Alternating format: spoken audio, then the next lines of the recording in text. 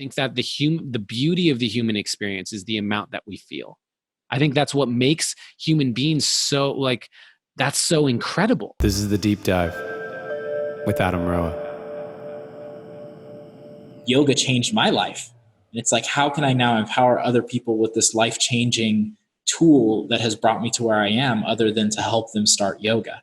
And I feel that, the world is changing, and the more people that are awakening, the more that they're tuning into the vibration of how they can empower themselves. And that's all I want to do, is keep giving people the tools to be able to empower themselves and, create more value than I capture.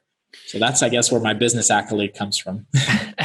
And that's interesting because I've done a lot of kind of energetic study around business and money and this sort of thing. And when a business is focused on profit, okay, when a business is focused on profit, think about that from an energetic standpoint. What profit is even indicating, in a way, is that you are receiving more than you're giving. Like that is in nature what profit is. What we're giving, the cost of what we're giving, we are receiving more than we are giving, right?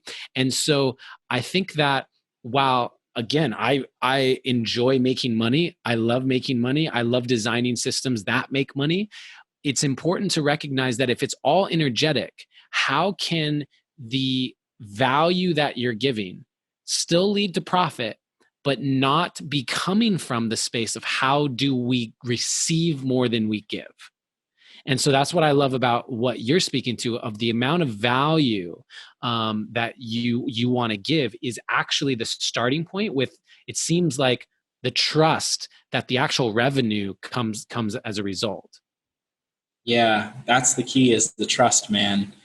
There was times when I literally had to sell shoes. I had to sell clothing. I had to sell, whatever I could to be able to get gas money to be able to go to my next yoga class. There was times when, I was literally riding my bike and I popped my wheel and I didn't have any money. So I begged the bike dude to be able to give me an inner tube so that I could make my next class. And I feel that those times are opportunities for us to really feel into the valleys, to really feel into what it feels like to be in that depth, so that when you do get to the mountaintop, you realize that the depth is just as beautiful as the mountaintop. And that pain, that anguish, that frustration is just as energetically charged as that accolade, that beauty, that gorgeous, So I think that for us to really feel that, you have to go through the It's Joseph Campbell that says, bliss is a feeling fully felt. So when you think about that, bliss is a feeling fully felt. Any feeling. It doesn't need to be happiness. It doesn't need to be joy. Any feeling that you allow yourself to fully feel is bliss.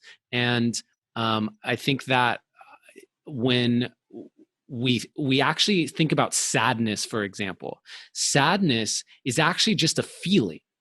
And most people assign a value of saying sadness is not good. You shouldn't feel sad. You don't want to feel sad. You are doing something wrong if you feel sad. And when in reality, it's just another feeling. It feels different than happiness. It feels different than anger. They all feel different, but the idea that it's wrong or bad is something that we assign to it. It's not inherently there.